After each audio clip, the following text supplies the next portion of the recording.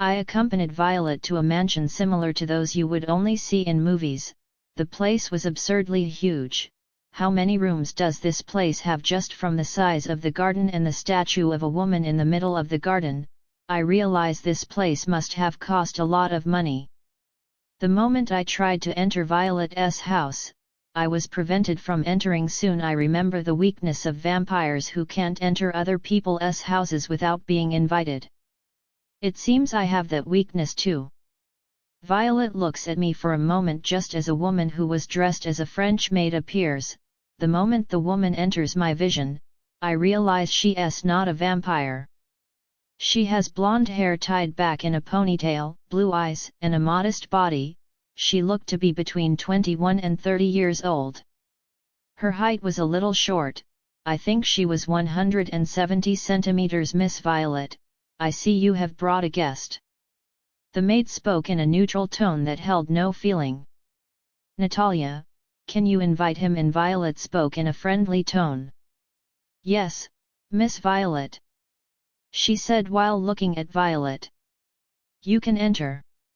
When the maid spoke these words, I felt as if a force that was preventing me from entering had disappeared. Come on, Victor. You must have a lot of questions, right? Violet spoke with a gentle little smile. I nod in agreement. I walk towards Violet and start to follow her. While I was walking towards Violet, I felt the maid look at me like she was sizing me up or something. Passing the maid, Violet and I walk towards a living room. She points to a plush-looking sofa and asks me to sit down. I nod my head in agreement. As I take a seat on the couch, I see Violet walking up beside me and sitting down next to me. Her scent. Her scent is very alluring. I shake my head several times in an attempt to control my impulses. You are controlling yourself very well despite being a newborn, she commented with a small surprised smile. I was thinking you would jump on me and ravage me on this couch for all the servants in this mansion to see. Too bad. This woman. I feel my eyes twitch a little when I hear what she says. Although I find that offer attractive, I'm not an exhibitionist, and I want answers. You're honest. She blinked a few times as she responded with a pretty smile. Try to live with a woman who only speaks her mind for 21 years of your life, you will inevitably pick up on some of her traits. I spoke with a shrug. For some reason I felt the temperature around Violet start to warm up. I wonder who this woman is. She spoke as her eyes were hidden by her hair. She is my mother, of course. Suddenly the temperature around her started to return to normal, and Violet looked up smiling. Oh, she's your mother, of course, she's your mother, I forgot you had a mother. She nodded her head several times as if she understood something very important. And you're also a virgin, so, of course, you don't have a girlfriend. How do you know I looked at her in disbelief. How does she know I didn't have girlfriends? Oh, only humans who are virgins can be turned into vampires, that's why I know you're a virgin. That's not what I wanted to know, but whatever. This is new to me. I thought vampires could turn any human into a vampire, but there is this restriction. Realizing I was silent thinking about something, Violet starts talking. Before I start explaining, you know what we are, right? I honestly answer, a vampire. Or something like a vampire. Oh, why do you think that? I organize my thoughts and respond. First of all, I don't have the weaknesses of movie vampires, like for example, garlic, sunlight, running water, the cross of Jesus, etc. For some reason, Violet opens her eyes wide when she hears what I said. And I've never seen a vampire with the ability to see the red world. Of course I was talking about the movies I've watched, but Violet seems to ignore that. Red world? Violet asked. I elaborate. For some reason, when I'm excited by the smell of blood, the way I see the world changes and turns red. In this world, the walls seem to cease to exist, and I just see a plane with various silhouettes of the humans. And, when I look at the hearts of humans, I can see their red hearts beating like they are inviting me to drink that person's blood. For lack of better names, I call that world the Red World. I guess I should call it Vampire Vision in the future, but that's not right, after all it seems to be my power alone. I'll think about that later. I look at Violet, precisely speaking, I look at Violet's neck, but you're the only one who is different. When I look at you with that vision, I can only see your neck glowing red. Violet looks at me like she's looking at a rare animal. As I thought. It seems like it was the right decision to turn you into a vampire, you are more special than I thought. And, you also inherited my characteristics. She said, excitedly, as she hugged me. Woman, explain to me what's going on. I said as I pulled her face away from my neck, this woman is thirsty for blood. Cough. Viole pretended to cough and leaned away from me. She assumed a noblewoman's posture and started talking. This posture would be more convincing if she wasn't in my lap. But I'm not complaining. Let's start at the beginning. There are two kinds of vampires in this world. The noble vampires I'm a part of, and the plebeian vampires that you'll one day meet. The two species are the same, but at the same time different. For example, noble vampires can have children and, without exception, the noble vampire's child will have the same characteristics as his noble father or mother, with the only difference being that the characteristics of the child will be much stronger. The Snow family has the fire trait. We can control fire and we have full immunity to the sun. Normally this trait wouldn't be passed on to other vampires my family has raised, but you seem to be different. She said in a happy tone. I opened my eyes a little. That means I inherited. Yes, you inherited my trait. All vampires without exception have a weakness to the sun. Only a few families have a certain resistance to sunlight, but only my family has full immunity to sunlight. I swallow hard for a moment when I think of the bullshit I've done, just out of curiosity what happens when a normal vampire is bathed in sunlight. Violet smiled gently. They turned to ashes. Jesus Christ! That was close, really. I almost turned to volcanic ash. But Snow, the characteristic of her family is the opposite of the meaning of her name. Just like I said before, my family's characteristic is to control fire. She raises her hand and a fireball appears in her hand. My family is very feared in the vampire world. After all, with a small ball of fire, we can burn a vampire to ash. She spoke with a predatory smile full of shark-like teeth. What's the difference with plebeian vampires? I asked. They can't have children, and they get characteristics according to their personality. The plebeian vampires are usually the vampires that the noble vampires have created. So, I'm a plebeian vampire? I asked, confused. After all, I wasn't born a vampire. Yes, and no. Violet spoke. You were born a plebeian vampire, but since you inherited my trait, that makes you a noble vampire. Remember that red world you talked about? She spoke in a sensual tone as she breathed close to my ear. Yes, I reply in a flat voice, trying to ignore her teasing. That's your plebeian vampire trait. You gained that trait when I turned you into a vampire. Do you remember your immunity to sunlight? She asked as she licked my ear. When Violet licked my ear, it felt like a surge of electricity went through my entire body. Feeling Violet's panties rubbing against my little brother, I can't help but get excited. Yes, I replied a little breathlessly. I didn't even realize I had held my breath. You inherited this trait from me. Normally that's not possible, but you're special, your blood is special. She licked my neck. Just because you have full immunity to sunlight, that makes you a noble vampire of House Snow. Am I special? Is my blood special? What the hell is this woman talking about? Despite being aroused and my urges freaking out telling me to bite Violet, I could still think somewhat clearly.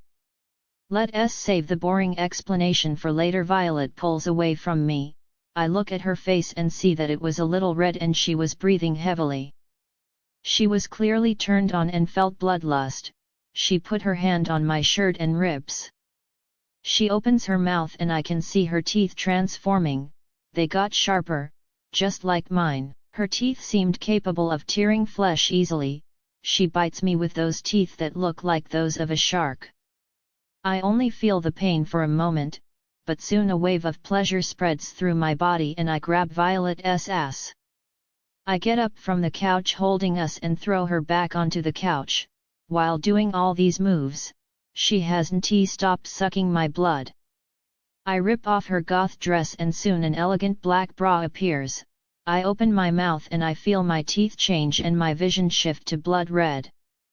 As I look around the mansion with my eyes, I see all the people hiding behind the mansion wall. It made me lose the urge to bite Violet, and a wave of annoyance began to spread through my body. Doing the math, I see 4 female silhouettes and 2 male silhouettes. Only one silhouette had their heart glowing red. I assume this is the maid I saw when I entered the mansion, the rest must be vampires. For some inexplicable reason, I was annoyed. I was extremely annoyed. I know I'm not an exhibitionist, but these emotions don't make sense to me.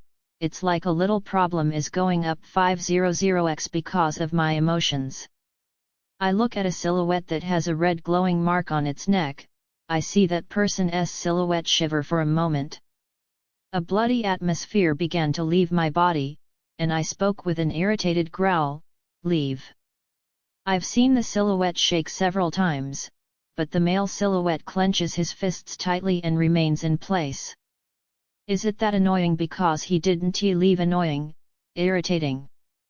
Noticing the irregularity in my emotions, Violet stops biting me and looks up to where I was looking with glowing red eyes. "Leave." As soon as she orders, the people behind the walls disappear. "Ignore them, they're just protecting me, my family is overprotective, you know." She giggled a little with her lips full of blood. She pushed me down on the couch again, and showed her neck. "Eat." The feeling of annoyance begins to subside, and soon my impulses start to trigger again, and soon I bite Violet's neck. "I don't understand," I said out loud with my head in Violet's lap. After our blood-sucking session, I lay in Violet's lap while she stroked my hair. "What do you not understand?" she spoke in a maternal tone. "My emotions," I said, then continued, "I've always been a calm, rational person. My mom always taught me to use my head in any kind of situation, but I don't understand why I'm losing control of my emotions. It's a very strange feeling." Violet, who was still wearing a black bra, looks at me and flashes a small maternal smile. "You're doing better than most newborns, don't worry, this is normal." "This is normal?" I questioned confusedly. In the vampire movies I watched with my dad, vampires always seemed to be in control of their actions. I guess I shouldn't take knowledge of movies to reality. Well, I can't help but list them considering I watched a lot of movies with my dad. He was a hardcore movie fan. Yes, vampires feel things more intensely than a normal human. It's because of this problem that we live in isolation with other vampires. Just imagine, you're walking down the street calmly, and you accidentally bump into a vampire. If that vampire is a newborn, he will be extremely upset and will want to kill you. That is ridiculous. I can't help but comment. Indeed, but it's not just that. Love, hate, fun, etc. All of our emotions are amplified. There are a lot of vampires who are crazy because of that. Vampires seem to be a problematic race. Come to think of it, I accepted this situation too easily. Well, it's no use crying over spilled milk. At least now, I won't suffer from constant anemia because of my blood type. Suddenly, I hear footsteps approaching. I look in the direction of the steps and see the blonde maid again. Miss Violet. The blonde maid looks at me and Violet for a few seconds. She looks at Violet again. Miss Violet, please dress appropriately, we have a visitor. Violet looks at the maid with an annoyed look. I realize she wasn't upset with the maid, she was upset with the guest. I get up from Violet's lap and my eyes turn red. As I look toward the mansion's entrance I see the silhouettes of a man and a woman, and both their necks are glowing red. Vampires, I commented in a neutral tone. Violet looks at me with her eyes shining. That skill of yours is quite useful. How far can you see? She looked like a child who found something very interesting. Her eyes sparkled with curiosity. I don't know, I've never tested the limits of my abilities yet, I spoke honestly. Violet nods, a little disappointed, and gets up from the couch. The maid approaches a wall and gently pushes a part of it. Soon a wardrobe of black clothes appears. But, for some reason, there are men's clothes too, and the men's clothes are also black. Choose any outfit and get dressed, Victor. I had prepared the clothes for you beforehand. I've wanted to say those words for a long time. She speaks with an excited smile. Choose any outfit, but it's all the same. I look at Violet with a neutral face. When she gets close to the wardrobe, I can't help but think, a long time. Just how long have you been watching me? Violet. Suddenly a woman who is wearing a modern maid's outfit appears at my side. Lord Victor, please dress appropriately for the visitors. They may be lesser beings, or maybe insects, they may even be pigs who came here to be downcast, but you, as a noble vampire, must always dress appropriately. The maid spoke in a neutral tone that held no emotions, but I could feel her contempt for her guest. I look at the maid. She has short black hair, black eyes, and her expression is always set with a poker face. Looking at the maid's features, she looks oriental and she's very short. She must be around 160 centimeters. What's your name? And Lord Victor, why are you calling me that? I asked, confused. This maid's name is Kagaya, and you are Lady Violet's husband, so, of course, we, as servants, should call you with respect. She spoke as if it were obvious. Hearing what the maid said, I opened my eyes wide and quickly turned to Violet, who is being dressed by the blonde maid. Seeing my questioning eyes, Violet displays the most beautiful loving smile I have ever seen, and says, "Unlike the movies you've watched in the past, vampires have several restrictions on turning other beings into vampires. The first restriction you already know, the human must be a virgin. The second restriction was created by our ancestors. When creating a new vampire, a ritual must be done. When the ritual takes place, a magic circle appears on the ground. At this moment the vampire responsible for the ritual must choose whether the human they will transform will become the husband or slave of this vampire." She pauses, slowly her eyes begin to change to blood red, then continues. "When I turned you into a vampire, I chose you to be my husband. So it was that magic circle I saw in the memories. Unconsciously, my eyes start to change to red as I look at Violet, and I can feel something I can't explain. It is like I'm being filled with another life. It's a really weird feeling, but it's really good. It's the same feeling I get when I feed on Violet's blood, but at the same time different. I can also feel emotions that aren't mine. I feel happiness, love, and obsession coming from Violet. These emotions are so intense that I feel overwhelmed for a moment." "Can you feel it?" She spoke in a loving voice as she touched the area where her heart was. She was breathing erratically and I could see that the air around her was starting to heat up. "Yes," I said honestly, "I try to focus on that feeling and I can feel Violet, I can feel all the emotions she is transmitting to me, but, unconsciously, I turn my head and look in a different direction than Violet and I can feel something incredibly faint. It was like I felt a connection somewhere else, an extremely weak connection, but I couldn't pinpoint the location of this connection I was feeling. This is proof of our connection. From the moment I turned you into a vampire, you became my husband for all eternity, you became my darling. I turned to look at Violet. When she spoke those words, she had a crazy smile on her face, it was a dangerous smile. But, at the same time, I thought that smile was beautiful, a very beautiful smile indeed. She definitely had a head problem, and I think that just for the simple fact that I'm taking this very easily, I must have a head problem too, but honestly I do not mind. I display a small happy smile, it looks like I'll see you for years to come, so I hope you take care of me. Honey, the last word almost didn't come out of my mouth. After all, I didn't know if it was right, I didn't know what it was to have a girlfriend, much less did I know what it was to have a wife, but I felt it was appropriate to call her that way. Suddenly Violet's smile grows erratically, she suddenly appears in front of me and hugs me tightly. Yes. I will take care of you. My darling.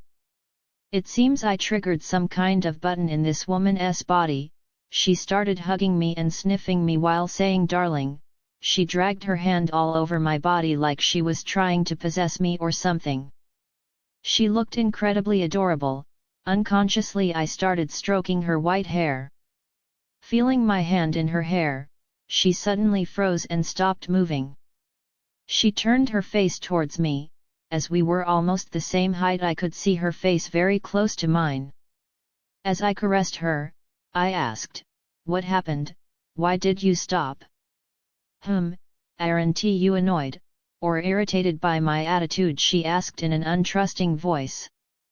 Why would I be? I think you are incredibly adorable, I replied honestly.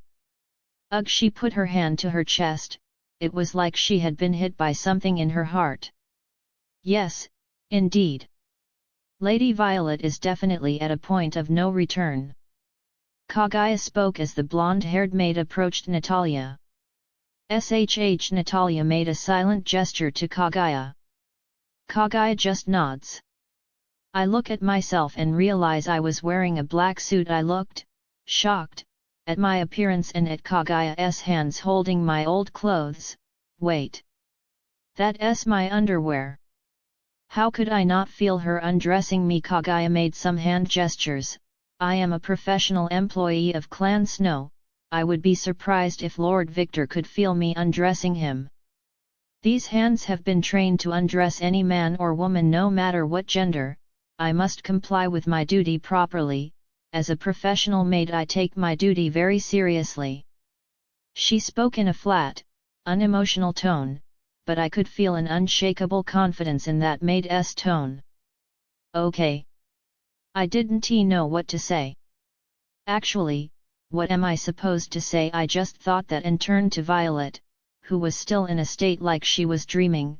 She was giggling in low tones as she spoke quickly, she seemed to be delirious. She's definitely in a state of no return, I think I should notify Lady Violet's parents. Natalia said as she walked towards the door. Well, isn't that interesting? A very dedicated maid, a blonde maid who doesn't seem to care about her master, and a quirky master. I think vampires are weird beings, although the blonde maid is not a vampire. It took a while for Violet to wake up from her state of illusion, or I don't think she's fully awake yet. We were in a different room. I was sitting on the couch and Violet was sitting next to me as she hugged my arms with a little smile on her face. She looked like a very respected noble woman, it seems like her attitude I saw a few minutes ago was all an illusion. I look around and can't help but wonder how many rooms does this mansion have. This room looks incredibly similar to the one I was in, but I feel this room is different. For some reason I feel uneasy in this place, it's like I'm being watched. I use my vision that changes my world to blood red, and I could see why I felt that way. This room was surrounded by vampires. I did a brief count and there were 20 vampires and they were all over the mansion. It looks like this place is bigger than I thought. I look down and see some red silhouettes in the basement too.